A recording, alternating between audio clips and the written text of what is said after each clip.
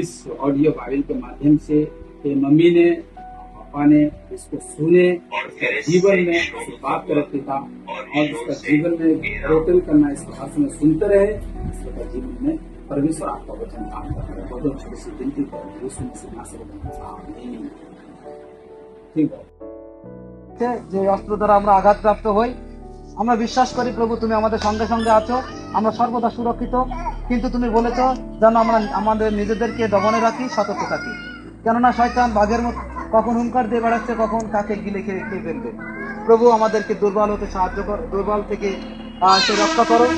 তুমি আমাদেরকে সাহায্য করো যেন আমরা সেই শয়তানের অস্ত্র, আমরা যেন তোমাকে তখন আমরা ধন্যবাদ জানাই বা আমরা ঠিক আছি। কিন্তু যখন জয় আসে, যখন হাত পা একটু কেটে যায়, রক্ত বের হয়, তখন আমরা কি মনে করি শক্তি আছে, এই যখন আমি সত্যি বলছি, পবিত্র বাইবেল আমার হাতে এবং আমি মন থেকে না, আমি বাইবেলের মাধ্যমে বলছি, সত্যি বলছি, যখন আপনি আমি ঈশ্বর সম্বন্ধে সন্দেহ করবো, তখন শয়তান আপনাকে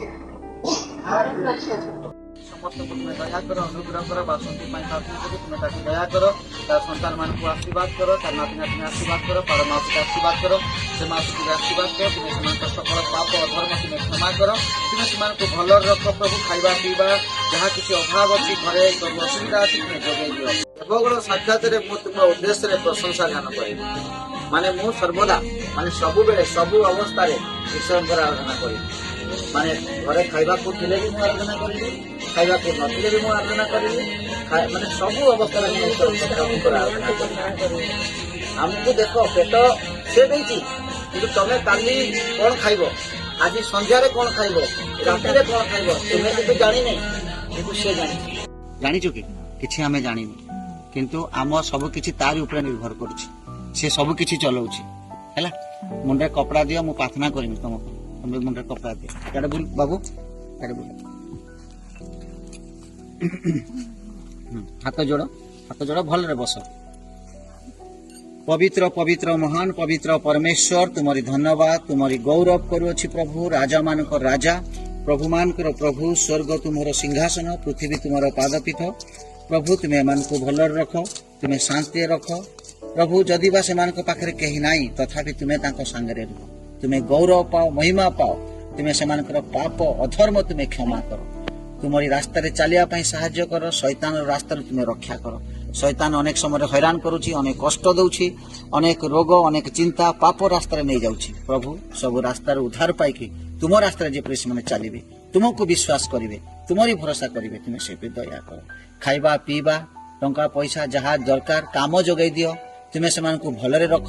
ଜଙ୍ଗଲକୁ ଯାଉଛନ୍ତି, ବିଲକୁ ଯାଉଛନ୍ତି, ଯାହା ବି କରୁଛନ୍ତି ପ୍ରଭୁ ଭଲରେ ଯିବେ, ଭଲରେ ଆସିବେ, କୌଣସି ଅସୁବିଧା ହେବ ନାହିଁ, ସେପରି ତୁମେ ଦୟା କର। ତୁମେ ତାଙ୍କୁ ଶାନ୍ତିରେ ରଖ, ସୁରକ୍ଷା ରଖ, ଗୌରବ ପାଅ, ମହିମା କର। ସାହାଯ୍ୟ କର, ସେମାନଙ୍କର ପାପ ଅଧର୍ମ ତୁମେ କ୍ଷମା କର। ସେମାନେ ଯାହା କରୁଛନ୍ତି, ଯୋଉ କାମ କରୁଛନ୍ତି, ଯୁଆଡେ ଯାଉଛନ୍ତି, ସବୁ କାମରେ ଆଶୀର୍ବାଦ କର। ତୁମେ ଶାନ୍ତିରେ ରଖ ପ୍ରଭୁ। ଏ ଦୁନିଆର ଶୈତାନ ଅନେକ ସମୟରେ ହଇରାଣ କରୁଛି। ଶୈତାନର ପାପ ପଥରୁ, ଶୈତାନର ଖରାପ ରାସ୍ତାରୁ ପ୍ରଭୁ ତୁମେ ରକ୍ଷା କର। ତୁମ ରାସ୍ତାରେ ଚାଲିବେ, ତୁମକୁ ଭରସା କରିବେ।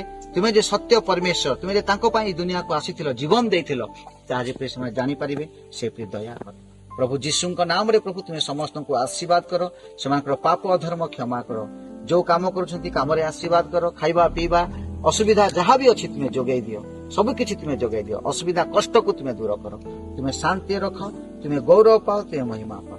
এই প্রার্থনা শুনিছ, উত্তর ଦେଇଛ। ଆମମାନଙ୍କର ଉଦ୍ଧାରକର୍ତ୍ତା ପ୍ରିୟ ପ୍ରଭୁ ଯୀଶୁ, ତୁମରି ନାମରେ ମୁଁ ମାଗୁଅଛି, ଆମେନ୍। ଶାଶୁ ଶ୍ୱଶୁର ସମସ୍ତଙ୍କୁ ଆଶୀର୍ବାଦ କର। ତୁମେ ସେମାନଙ୍କୁ ଭଲରେ ରଖ। ସେମାନେ ଯୋଉ କାମ କରୁଛନ୍ତି, ସେ କାମରେ ବି ଆଶୀର୍ବାଦ କର। ତାଙ୍କ ଜମିରେ ବି ଆଶୀର୍ବାଦ କର। ସେମାନଙ୍କର ସକଳ ପାପ ଅଧର୍ମ ତୁମେ କ୍ଷମା କର।